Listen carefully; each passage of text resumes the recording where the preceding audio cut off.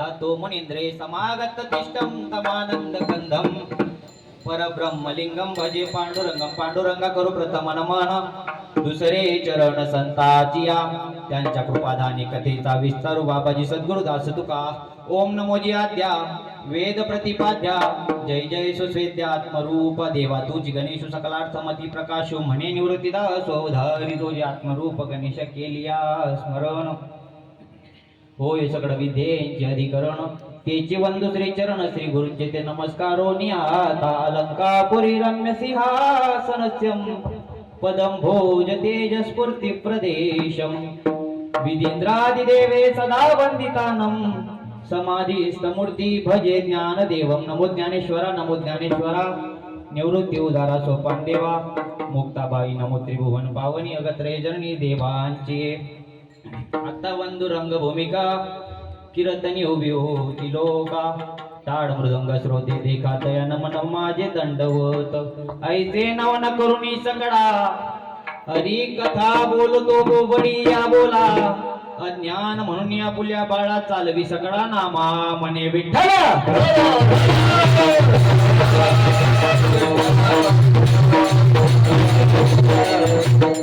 प्रस्तुत प्राप्त प्रसंगी भगवत भक्ती करता किंवा तुम्हाला देवरुंद मायबापांच्या सेवेतून उतराई होण्याकरिता जो काही आता निवडलेला अभंग आहे तो अभंग अलौकिक आणि अनालौकिक काव्य तत्परता अलौकिक कार्य तत्परता तथा सामर्थ्यता प्राप्त संत योगी यांची माऊली साधकांचे मायबाप माऊली महावैष्णव ज्ञानोपाराय आणि त्या ज्ञानोपारायांना सुद्धा अतिप्रिय आणि भूषण वासावे असे सुसाधू अर्थात वारकरी संप्रदायाचा फार मोठा अधिकार प्राप्त संत वारकरी संप्रदायात ज्यांनी फार मोठा अधिकार प्राप्त संत ते अधिकार प्राप्त संत नामे तुकोबाराय आणि ते तुकोबाराय सांगतात की बाबा अरे तुला जो नरदेह मिळालेला आहे राजा हा जो नरदेह तुला मिळालेला आहे हा नरदेह सहजासहजी मिळालेला नाही जर चांगला बारीक विचार केला महाराज हे जे आजच्या दिवशी जे चालवलेला जो उपक्रम आहे हरिभक्त पारायण गुरुवारी प्रल्हादजी बाबा यांनी जो आजच्या दिवशी एक दिवसाचा तो उपक्रम चालू ठेवला किंवा चालू केला गेला 14 वर्षापासून तो उपक्रम कशासाठी तुम्ही त्यांनी उपक्रम चालू ठेवला म्हणजे तुम्ही प्रत्येक जण 500-500 दिशा यांसाठी का नाही मग काय अरे तो नरदेह तुम्हा आपल्याला मिळालेला आहे राजा तो नरदेह सहजासहजी मिळालेला नाही स्वर्गीचे अमर इच्छिता ती देवा मृत्यूलोकी भावा जन्मामा स्वर्गाची अमरांनी इच्छा करावी आणि तुम्हा आपल्याला तो नरदेह मिळालेला आहे आणि तो नरदेह मिळालेला आहे तो कशासाठी मिळालेला आहे हे कळून घेण्यासाठी 14 वर्षापासून तर आजपर्यंत चालू ठेवलेला उपक्रम विठ्ठल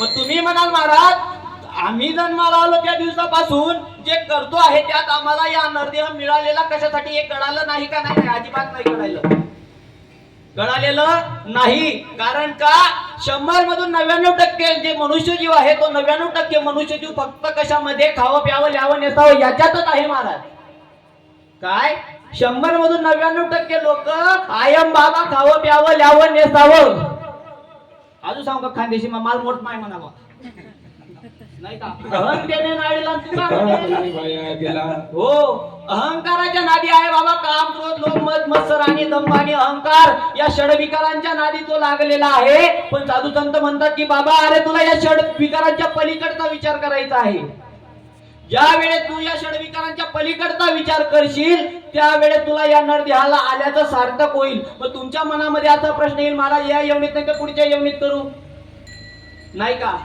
या बकऱ्या आहेत महाराज इथं बांधलेल्या सकाळपासून आता माझा जवळजवळ 3रा नंबर नाही का या 3रा नंबर माझा मी आता 1 तासभर या ठिकाणी बडबड करेल आता माझा 3रा नंबर अजून 3-4 लोक नंतर येतील आता खरं सांगायचं तुम्हा बसणाऱ्यांना हे समजेल का या बकऱ्यांना समजेल बसणाऱ्यांना ना आणि जर आपल्याला दुसऱ्या येऊनी समजलं असतं तर मग माणूस म्हणून यायचे की एवढा अट्टहास करून माणूस म्हणून यायची आवश्यकता दूर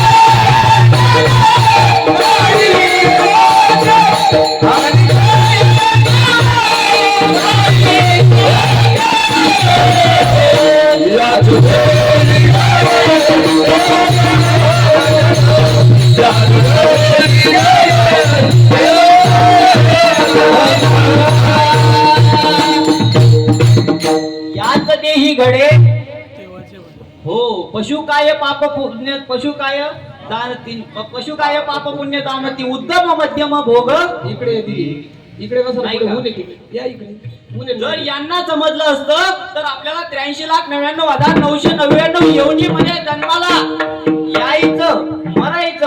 यायचं मरायचं नुसतं यायचं आणि मरायचं नाही तर काय पाप आणि पुण्य दोघी जे पारडे आहेत ते समान करायचे.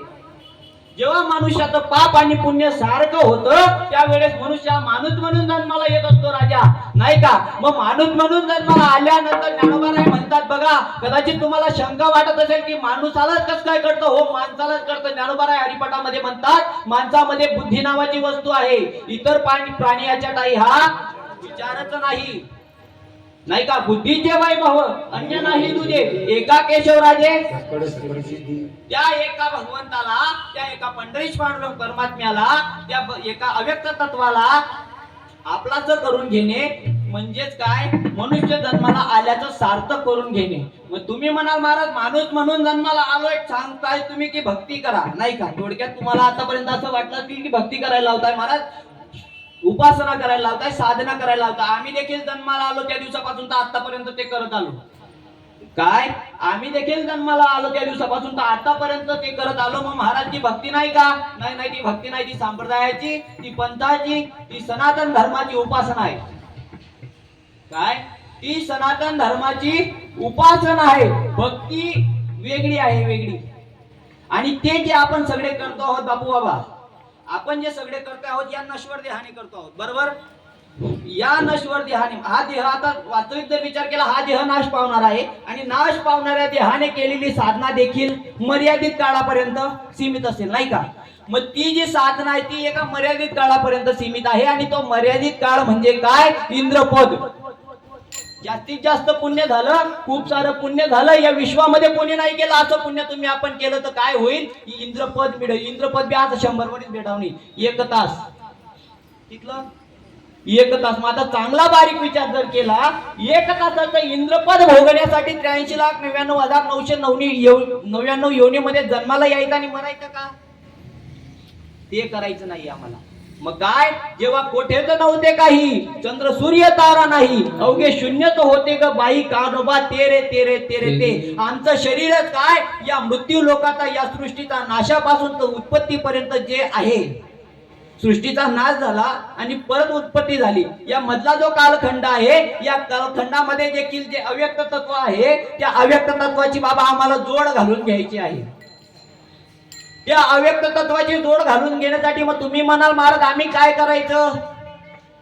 त्या अव्यक्त तत्वाची जोड घालून घेण्यासाठी साधू थोर जाणा, साधू थोर जाणा, साधू थोर जाणा.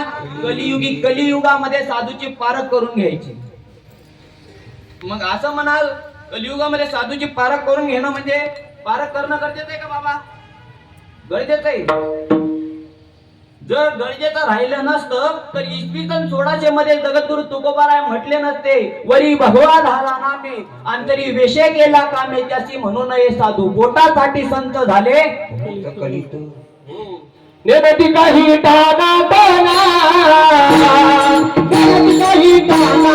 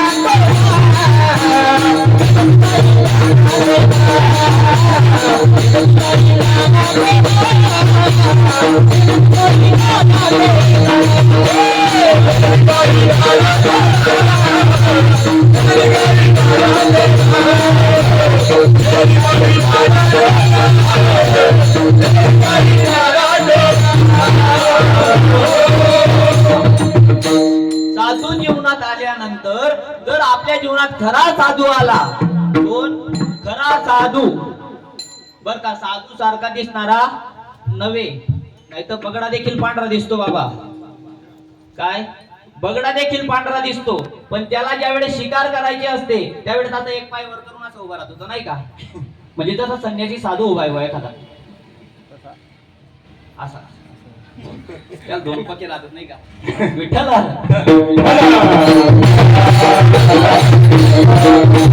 त्याने देखील साधूचा आव आणला काही काळापर्यंत, पण त्याला शिकार करायची होती. तो बगळा म्हणजे पोटावर लागलेले संत, आणि तो शिकारी ज्याचा शिकार होतोय तो जीव, तो मासा पाण्यातला, म्हणजे हे सर्वसामान्य जन, नाही का? हा सर्वसामान्य समाज. बाबा नेहमी म्हणायचे ना, सोन्यापेक्षा पिवळेत लोक, नाही का? आहेत, नाही का? आता देखील सोन्यापेक्षा खूप पिवळे आहेत. 100% चांगले लोक या समाजात आहेत, पण सांगणाऱ्यांनी व्यवस्थित सांगितलं नाही बाबा. सांगणाऱ्यांनी काही वेळापर्यंत सांगितलं अव्यक्त अव्यक्त अव्यक्त, तो व्यक्त घुसला कवय ठिकाणाला आपला बी, नाही का? साधू तुकोबाराय म्हणतात की बाबा, अरे जर साधू जीवनामध्ये आला, खरा साधू जीवनामध्ये आल्यानंतर नाही मध्ये साधू मला अगदी नाही मध्ये साधू मला मान, साधू मायाने साधू साधू हा पलचा पाणी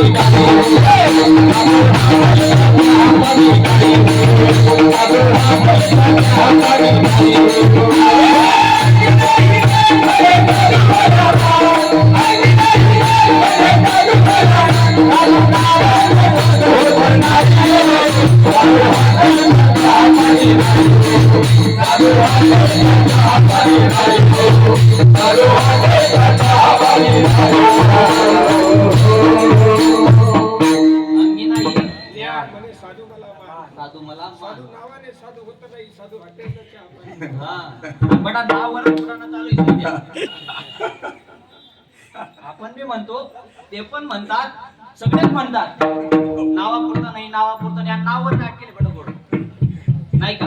तुकोबाराय म्हणतात, जर जीवनामध्ये साधू आला, साधू जीवनामध्ये आल्यानंतर बाबा तुला नाम देईल, नाम, नाही का? मग तुम्ही म्हणाल महाराज आम्ही देखील करतोय, पण मग त्या ठिकाणी ज्ञानोबाराय म्हणतात की बाबा, अरे तू ज्या नावाची भक्ती करतो आहे ते नाम नाही, ते नाव आहे. कारण का, उपदली या बाळाची नाव नाही तर या पाठी ठेवली या नावे ती ओ देत असे. काळा मांस आणि रक्ताच्या ज्या देहाला ठेवलं गेलेलं असतं ते नाव असतं, ते नाव त्या शरीरासोबत नाश पावणार असतं, आणि नाश पावणाऱ्या देहात तुम्ही किती भक्ती करावं, जे साध्य करायचंय ते साध्य होणार नाही. ज्यावेळेस जीवनामध्ये खरा साधू येतो, तो खरा साधू तुला अव्यक्त नाम सांगतो. कारण का, अव्यक्त निराकार नाही ज्या आकार, जे दोन्ही चर आणि आचार हरीची म्हणजे असे ज्ञानोबाराय सांगतात, मी नाही सांगत. असं ज्ञानोबाराय सांगतात, भगवंताचं नाम कसं आहे, अव्यक्त आहे, आणि त्या अव्यक्त भगवंताची, त्या अव्यक्त तत्वाची, त्या अव्यक्त नामाची ज्यावेळेस आपल्याला आपल्या जीवनामध्ये साधूचं आगमन झाल्यानंतर त्या अव्यक्त नामाची ज्यावेळेस आपला साधू संबंध जोडून देतो, त्यावेळेस एक नाम हरी आणि द्वैत नाम द्वैत म्हणजे काय? 2 नंबरचं कीर्तन कोणाचं होतं? उमेश बाबांनी सांगितलं होतं की त्या बाबांनी, नाही का, त्या बाबांनी या धर्म कार्याला सहकार्य केलं. त्या बाबांनी धर्म कार्याला सहकार्य केलं, म्हणजे थोडक्यात सांगायचं म्हटलं, मी देह, हिंदू मुस्लिम सोडून द्या, शीख इसाई सगळं सोडून द्या, मी देह, मी शरीर आहे, शरीर हा सुद्धा ब्रह्मच्या डोक्यातून गेला. ज्यावेळेस डोक्यातून गेला त्यावेळेस म्हणायचं भक्तीला आता सुरुवात झाली. काय, भक्तीला आता सुरुवात झाली. ज्यावेळेस साधू जीवनात येतो त्यावेळेस मी देह नावाचा हा जो विकार आहे, तो विकार आपल्या डोक्यातून बाजूला सारत असतो, आणि बाजूला सारून, बर का, बाजूला सारून बाबा, अरे विश्वे विश्वंभर कोंदिलासी एक, विठ्ठल जडी स्थळी बरीला, रिता ठाव नाही उरल्या तो, मी आजी दृष्टीने पाहिला विठ्ठलची विठ्ठल, अशी वृत्ती आपली करत असतो. आणि अशी वृत्ती व्हावी याच्यासाठी देव सुद्धा इच्छा करतात, म्हणून हा नरदेह प्राप्त व्हायचा पाहिजे अशी इच्छा करतात. अभंगाच्या पहिल्याच्या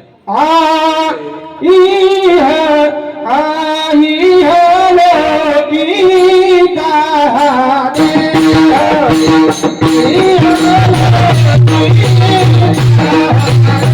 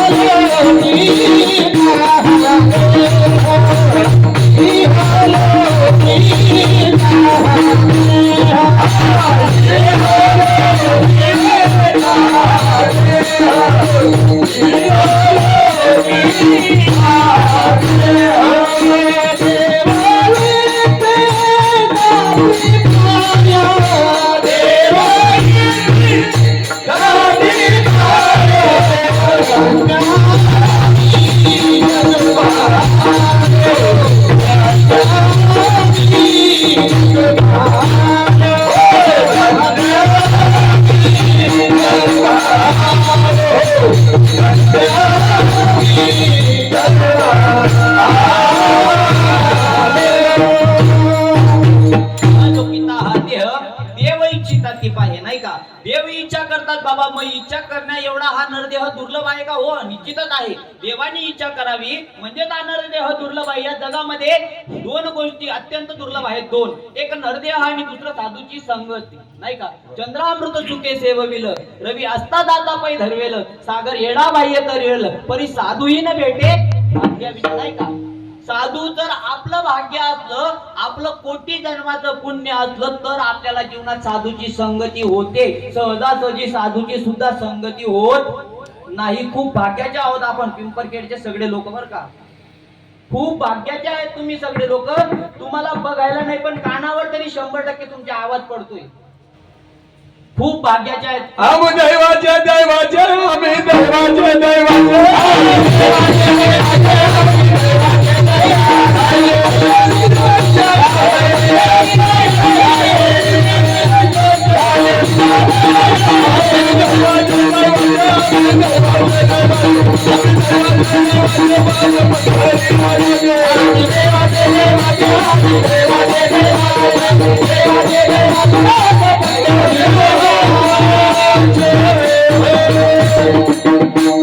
आम्ही दैवाचे दैवाचे दास पंढरीरायाचे, आम्ही दैवाचे दैवाचे दास श्रीपाद बाबाचे नाही का. आणि खूप भाग्याचे आहेत. कारण का ज्ञानोबाराय तुकोबाराय नाथबाबा सोपान काका मुक्ताई निळोबारायांपर्यंत संत परंपरा चालत आली. निळोबारायांपर्यंत ज्यावेळेस संत परंपरा चालत आली तोपर्यंत हा भक्तीचा मार्ग लोकांपर्यंत पोहोचत होता. तोपर्यंत हा भक्तीचा मार्ग लोकांपर्यंत पोहोचत होता. पण निळोबारायांचं ज्यावेळेस महानिर्वाण झालं, निळोबारायांचं महानिर्वाण झाल्यानंतर काही धर्म मार्तंड लोकांनी तात्या बर का, काही धर्म मार्तंड लोकांनी या नामावरती, या भगवंताच्या अव्यक्त तत्वावरती आवरण आणलं. आवरण आणल्यानंतर मग काही दुर्मिळ लोकांकडे ते नाम शिल्लक होतं. दुर्मिळ बोटावर मोजता येतील एवढ्या लोकांकडे ते नाम शिल्लक होतं. आणि ते नाम ज्याप्रमाणे भगवंताने अर्जुनाला गीता सांगितली, अर्जुनाला गीता सांगितली, गीतेमध्ये देखील हे सगळं आहे. पण अर्जुनाला एक लक्ष्मण रेखा आखून दिली की बाबा बघ अर्जुना, मी तुला हे सगळं सांगतोय, हे सगळं मी तुला सांगतोय, पण तू दुसऱ्या कोणाला सांगायचं नाही, नाही का. कारण मी माझ्या आईला सांगितलं नाही, मी माझ्या बापाला सांगितलं नाही, नाही का. जे न सांगे माता देवकीची, जे न सांगे पिता वसुदेवाची, नाही का. तर तुला दुसऱ्याला सांगायचा अधिकार नाही. ते अर्जुनाने ऐकलं, अर्जुनाने इतरांना सांगितलं नाही. पण तीच परंपरा, तेच तत्व, तेच भगवंताचं नाम ज्ञानोबारायांपर्यंत चालत आलं, निवृत्तीनाथांपर्यंत चालत आलं. आणि निवृत्तीनाथांनी ज्ञानोबारायांना अनुग्रह केला. आणि ज्ञानोबारायांना ज्यावेळेस निवृत्तीनाथांनी अनुग्रह केला, तीच लक्ष्मण रेखा परत आखून दिली की ज्ञानोबा तुला देतोय तत्व, पण या समाजातल्या लोकांना सांगायचं नाही. कारण या समाजातले लोक कसे आहेत, क्रोधी अविश्वासी, त्यास बोध कैसा व्यर्थ आपुली वाचा शिनू नये. तुम्ही एखाद्या क्रोधी माणसाला, अविश्वासी माणसाला कितीही सांगा बाबा या जगात देव आहे, मग तो तुम्हाला सांगितलं त्या खाली नाही का. जर तुम्ही सांगितलं त्याला भगवंत आहे तर तो आपल्याला सांगेल, दाखवून दे, नाही का. त्याला आपण असं सांगा बाबा तुला भगवंताचा अनुभव आणून देतो, नाही नाही मला तो पाहायचा आहे, म्हणजे तुम्ही त्याला स्वतःची लिपलिक आपण त्याच्या तोंडात जरी घातली तरी त्याच्यावरती काही असर होणार नाही. ज्ञानोबाराय निवृत्तीनाथांनी ज्ञानोबारायांना ते तत्व सांगितलं, पण ज्ञानोबाराय जगाची माऊलीत महाराज, त्यांना उगाच माऊली नाही म्हणत बरं का. लोकांनी झोडीत माती घातली, लोकांनी मांडे खायची इच्छा झाली ज्ञानोबारायाची, लोकांनी डोक्यावरचं खापर मुक्ताईच्या घ्यावं स्वतःच्या पायाखाली तोडवलं. अरे तुम्ही संन्यासाची पोरं आता म्हणून हिनवलं लोकांनी.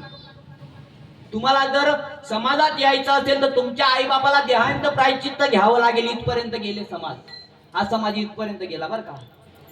तरी सुद्धा ज्या वेळेस माझी माऊली स्वतःला भिंतीच्या आड नेती त्यावेळेस माऊलींनी समाजासाठी एक मागणी मागितली नाही का.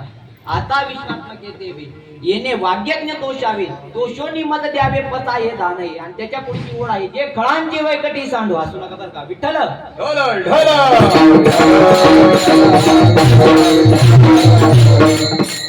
कारण काय माहिती का, कीर्तन कीर्तन कीर्तन म्हणजे काय. कीर्तन म्हणजे नुसता आई ऊ सासू सुनाच्या गप्पा 2 तास जोक मारायचे टाइमपास करायचे या नाव कीर्तन नाही बाबा. कारण तुम्ही तुमच्याकडे असलेला जो बहुमोलाचा जो वेळ आहे ना या संप्रदायात येऊन तुम्ही घरी राहिला असतात तर दिवसभर काही केलं असतं वेगळं कार्य, निदान कोणीतरी 2 पैसे कमवायला गेला असतात नाही का. तुम्ही ते सगळं त्यागून या ठिकाणी आला आहात. मग कशासाठी, जेणेकरून माझ्या बापाचं जे कार्य चालू आहे माझ्या बापाच्या कार्यामध्ये काहीतरी माझ्या जीवनाचा मार्ग सांगितला जाईल, जीवनाच्या उद्धाराचा एखादा शब्द निघेल आणि तो एखादा शब्द माझ्या कानी पडेल आणि माझ्या जीवनाचा उद्धार होईल. कारण का एकले तरी अवधान दिजे मग सर्व सुखाचे पात्र होईल हे प्रतिज्ञा उत्तर माझ्या अर्जुना उघड आहे. अर्जुनाला सांगितलं तांबड्याच्या कानाने ऐकू नको मनाच्या कानाने ऐक. तुम्ही आपण अर्जुन नाही का, तुम्ही आपण अर्जुन नाहीत महाराज. म्हणून मनाचे कान करून कीर्तन ऐकायचं. कारण का बाबा सांगतात अनमान फटका हो कधी कोणत्या वक्त्याच्या तोंडातून कुठला शब्द निघेल आणि कोणाच्या देहावरती कुठला शब्द परिणाम करून जाईल हे सांगता येत नाही का. म्हणून सांगतो की बाबा अरे ज्या वेळेस माऊलींनी सांगितलं की तुम्ही संन्यासाची पोर आहात, माऊलीने मागणी मागितली पसायदान ज्या वेळेस मागितलं पसायदान मागितल्यानंतर माऊली पुढच्या ओढीमध्ये म्हणते जे खळांची वैकटी सांडत या सत्कर मिरती वाढो भूता पडत पडे पडो मैत्र जीवांचे या नाव माऊली. माऊलीना निवृत्तीनारायणांनी लक्ष्मण रेखा आखून दिली आणि सांगितलं निवृत्तीदा माऊली तुम्हाला हा मार्ग क्रोधीय विश्वासींना सांगायचा नाही. त्यावेळेस माऊलीने सांगितलं निवृत्तीदादा मला मार्ग नको, कारण ती जगाची माऊली ना. निवृत्ती दादा मला मार्ग नको, कारण का तुम्ही एखाद्या भुकेल्या माणसासमोर जेवणाचं ताट वाढून ठेवताय, पंचपक्वान्नाचं ताट वाढून ठेवताय आणि एका तृप्त माणसाला झालेल्या माणसाला सांगताय की तुम्ही जेवा. आणि दुसरीकडे जो उपाशी माणूस आहे त्यांनी एक भोग पाहिला नाही त्याला तुम्ही पंचपक्वान्नाचं भोज दाखवताय आणि त्याला सांगताय की याला द्यायचा अधिकार तुला नाही. कुठला तुमचा अन्याय. मग त्यावेळेस माऊलीपर्यंत आला आणि माऊलींनी ही परंपरा सगळ्यांसाठी उघड केली. माऊलींनी ही परंपरा सगळ्यांसाठी उघड केली. हरिपाठामध्ये ज्ञानेश्वरीमध्ये अमृत अनुभवामध्ये या गोष्टी लिहून ठेवल्या. त्या कारण का ते ग्रंथ म्हणजे नुसतं ग्रंथ नाही तर संत आहेत ते.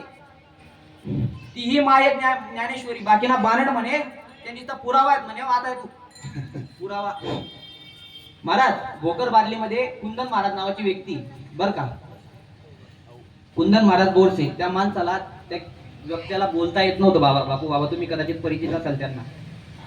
तो माणूस आळंदीत गेला, माऊली ज्ञानोबारायांच्या सानिध्यात राहिला, ज्ञानेश्वरीचं पारायण केलं. तो माणूस आज असं गातो आपल्या खानदेशात कोणी गात नाही शकत. महा साक्षात्कार नाही का, नुसता पुरावा आहेत का त्या पुरावा. आणि तुला जर त्याच्यात संत दिसत नसेल तू कितलं समजणार. मग आपण मुद्दा आहे ना, नुसतं बोलायचं नाही अव्यक्त अव्यक्त तू नाही का. मग माऊली ज्ञानोबाराय म्हणतात की मी सगळ्यांसाठी मार्ग उघड केला. माऊली ज्ञानोबारायांनी सगळ्यांसाठी उघड केला. उघड केल्यानंतर निळोबारायांपर्यंत तसं चालत आला. पण प्रत्येक संताला त्रास कष्ट दुःख यातना सहन कराव्या लागल्या. अरे ज्या तुकोबारायांनी समाजासाठी 4,500 अभंगाचा गाथा लिहावा त्या तुकोबारायांनी ज्यावेळेस 65 लाखाची जागीरदारी त्या तुकोबारायांकडे होती. तुकोबारायांना लोक म्हणायचे तुकाराम शेठ. आणि जसं का तुकोबारायांनी ती 65 लाखाची जागीरदारी दान केली तसं तुकाराम शेठ म्हणणारे लोक तुक्या म्हणायला लागलेत. बाबा हा समाज नाही का. तुम्ही 4,500 अभंगाचा गाथा लिहिला, तुम्ही पाटलाचे आहात इतका भ्रम. तुम्हाला ग्रंथ लिहायचा अधिकार नाही म्हणून ती 4,500 अभंगाची इमारत पाण्यात टाकली. पण मग 14 दिवसानंतर आली ना वरती नाही का. पण निळोबाराय गेल्यानंतर या मार्गावरती काही काळ काही वेळपर्यंत आवरण आलं. आणि आवरण आल्यानंतर ज्यावेळेस 1900च्या काळामध्ये सद्गुरू सच्चिदानंद श्रीपाद बाबा रामदास बाबा हे हंस ब्रह्म अत्री दत्त नारायण लक्ष्मण बरभीम सगळ्यानंद शांताबाई बंडोबाबा केरोबाबा श्रीपाद बाबा रामदास बाबा बंडोबाबा आणि केरोबा बाबांपर्यंत जी चालू झालेली परंपरा होती त्या परंपरेमध्ये त्या मालिकेमध्ये माझ्या अव्यक्त तत्वाने जन्म घेतला. श्रीपाद बाबा म्हणजे डोक्यातून काढून द्यायचं बरं का, की हाळा माऊस रक्ताचा श्रीपाद बाबा आहे. काय हाळा मावसाचा रक्ताचा देहाचा श्रीपाद बाबा नाही. आणि बाकी ना आपण श्रीपाद आणि रामदास आठ बर का. बाकीचे श्रीपाद आणि रामदास तात्या जुनी मंडळी तुम्ही पाहिलं असेल तर रामदास बाबा राहिले नसते तर श्रीपाद बाबा समजता का? श्रीपाद बाबा समजले नसते. अरे राम ज्यावेळेस 14 वर्ष वनवासाला गेले त्यावेळेस लक्ष्मण प्रभूला जावं लागलं तिथं. भगवान कृष्णाने अवतार घेतला बलराम म्हणून यावं लागलं. मग माझ्या श्रीपादासोबत रामदास म्हणून जन्माला आले. काय नडतंय तुम्हाला? श्रीपाद बाबा बाहुली श्रीपाद बाबा बाहुली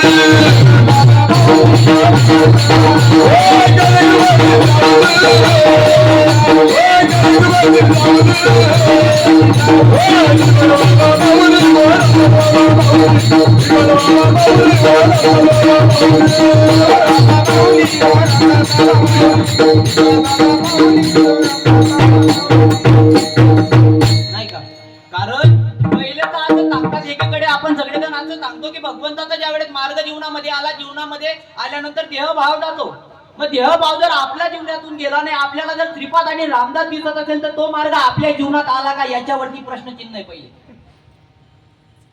लोकांना नाही सांगायचं. काय आपल्या जीवनात आल्यानंतर आपल्याला श्रीपाद आणि रामदास या देहापर्यंत जर मर्यादित दिसत असतील तर ते आपल्या जीवनात आले का?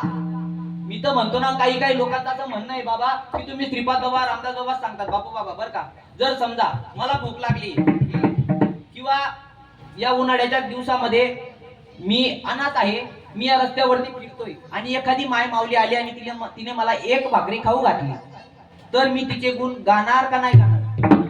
दुसऱ्याने भले अप्सरा होईल. काय दुसऱ्याने अप्सरा होईल, पण जी इतर समाजाची होती, जी सगळ्यातली गलिच्छ होती, तिने मला एक भाकरी खाऊ घातली ना म्हणून मी तिचे गुण गाईल. नाही का? काय मी तिचे गुण गाईल. आमच्या जीवनामध्ये सद्गुरू सच्चिदानंद श्रीपाद बाबा रामदास बाबा आले. रामदास बाबा जीवनात आल्यानंतर सांगितलं की भाऊ अरे ज्या दिवसापासून जन्माला आला त्या दिवसापासून आतापर्यंत तो भरपटतोय राजा. अरे ज्या देवाला विश्वभर शोधतोय तो देव विश्वभर नाही. तैसा हृदयामध्ये मी रामू असता सर्व सुखाचा अनामुख्य मग भ्रांतीचे कामो विषयावरी. पण बाबा मनुष्य जीवाचा स्वभाव आहे नाही का? हे पवित्र आणि गोड पाशे तोचे पद्राळ परी अव्यहरुण गोचिळ अशुद्ध काय न्या सेवती का कमल कंधान दर्दुरी नांदनु पै एकची धरी पै पराग देवती प्रमाणा येरा चिखलची उरे. नाही का?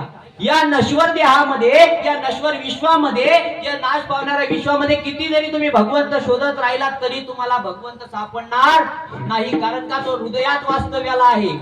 हृदयी बंदी खाना केला हृदयी बंदी खाना केला हृदयी बंदी खाना केला हृदयी बंदी खाना केला हृदय बंदी खाना केला आत्मविश्वास दिलेला हृदय बंदी खाना केला आत्मविश्वास दिलेला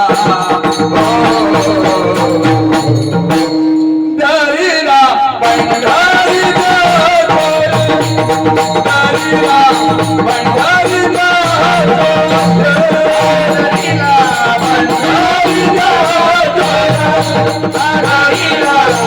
पंढरी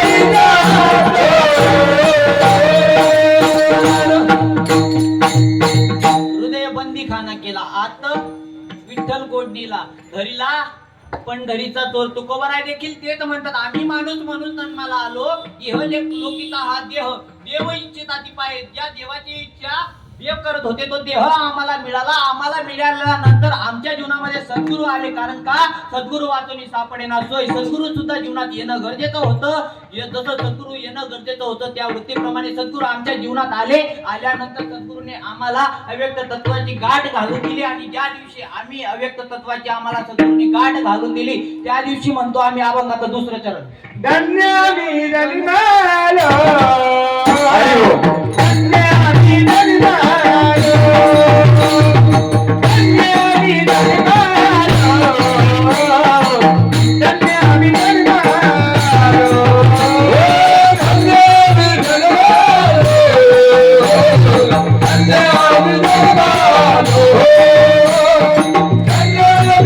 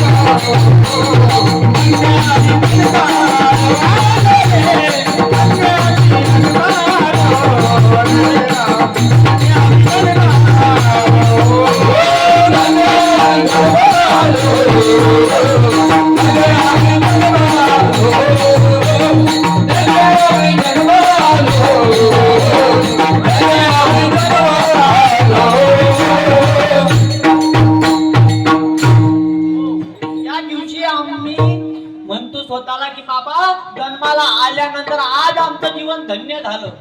मग तुम्ही म्हणाल तुम्ही एवढं जे बडबड करून गेले त्याचा एखादा काहीतरी पुरावा हो. जगद्गुरु तुकोबाराय, ज्या जगद्गुरु तुकोबारायांचा अभंग आज आपण सेवेसाठी निवडलेला आहे, त्या जगद्गुरु तुकोबारायांच्या जीवनामध्ये उपजलेल्या दिवसापासून नाही का, ज्या दिवसापासून ते जन्माला आले त्या दिवसापासून त्यांच्या घराण्यात परमार्थ होता आणि सावकारकी देखील होती. म्हणजे व्यवहारासोबत परमार्थ करत होते पण व्यक्तातला परमार्थ करत होते नाही का. कुठेतरी बाबा कुठेतरी माणसाला पहिलीतून दुसरी, दुसरीतून तिसरी, तिसरीतून चौथीत जावं लागतं ना. व्यवहारात जर समजा माणसाला प्रगतीशील राहावं लागतं तर परमार्थात माणसाची प्रगती नाही का. मग तुकोबाराय तेच करत होते. ज्या दिवसापासून जन्माला आले त्या दिवसापासून तुकोबाराय तेच करत होते. पण तुकोबारायांचं भाग्य उदयाला आलं. माघ शुद्ध दशमी पाहुणी गुरुवार केला अंगीकार तुका म्हणे. तुकोबारायांचं भाग्य उदयाला आलं. तुकोबारायांच्या जीवनामध्ये बाबाजी चैतन्य नावाचे साधू संत जन्माला आले आणि जन्माला आल्यानंतर सांगितलं तुकोबा बस, तुकोबा बस झालं, आता याच्या पुढची प्रक्रिया करा, याच्या पुढची प्रक्रिया करा. आणि ज्या वेळेस तुकोबारायांना कानात पेरणी केली नाही का, कानी जी पेरिले हो. काही काही लोकांना प्रश्नचिन्ह असतं, बाबा आम्ही देखील भक्ती करतो, तुम्ही देखील भक्ती करतात, पण तुम्हाला होतं आम्हाला होत नाही. व्यवहारामध्ये जर एखादी वस्तू समजा व्यवहारामध्ये जर मी माझ्यापेक्षा एखाद्या ज्येष्ठ माणसाला, माझ्यापेक्षा एखाद्या ज्ञानी माणसाला, माझ्यापेक्षा एखाद्या तपस्वी महात्म्याला जर शिवी घातली तर ती शिवी परिणाम करते ना बापू बाबा. जर समजा माझ्यापेक्षा ज्ञानी नसू द्या पण वयाने 2 वर्ष मोठा असू द्या, ती शिवी परिणाम करेल. मग जर मला असं म्हणायचं आहे व्यवहारामध्ये एक 3पट शिवी परिणाम करते. नवे नवे ज्ञानोबाराय म्हणतात, साधू संत म्हणतात, जो मौले मदिरा खाये मदिरा आनंदे नाचे गाये, जेणे ब्रह्मानंद सेविला तो केविरा हे आवरीला नाही का. 3पट दारू, 1.5 दमडीची दारू तुम्ही पितात, ती 1.5 दमडीची दारू जर आपल्या शरीरावर परिणाम करते तर भगवंताचं नाम परिणाम झालं पाहिजे की काशी ना चाहे हरि नाम की जरा बिगड़ कभी ना चाहे गुरु नाम की जरा बिगड़ गए हरि नाम की जरा बिगड़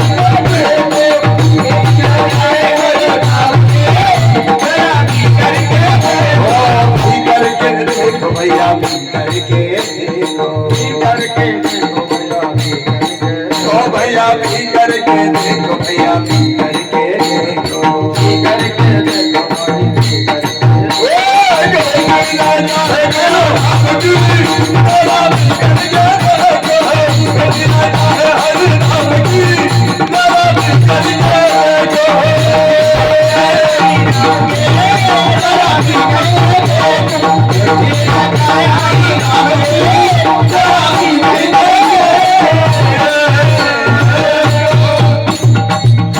कैसी नशा आहे हरी नाम की जरा. जर ती नशा बघायची असेल ते होतं का हे बघायचं असेल तर त्या गोष्टीचा आधी आस्वाद घ्यावा लागेल नाही का. कारण पाण्यातला मासा झोप घेतो कैसा जावे त्याच्या वंशात तेव्हाकडे, त्याशिवाय त्या गोष्टीची अनुभूती येणार नाही. हा गुड आहे नाही का. हा गुड जर मी किती बी सांगितला गोड लागतो, हा फक्त असं सांगू शकतो माणूस गोड लागतो, पण ज्यावेळी त्याला असं खाल्लं जातं त्यावेळेस सांगतो हा इतका गोड लागतो नाही का. जोपर्यंत अनुभव जीवनात येत नाही तोपर्यंत माणूस तुकाचा कोणी असा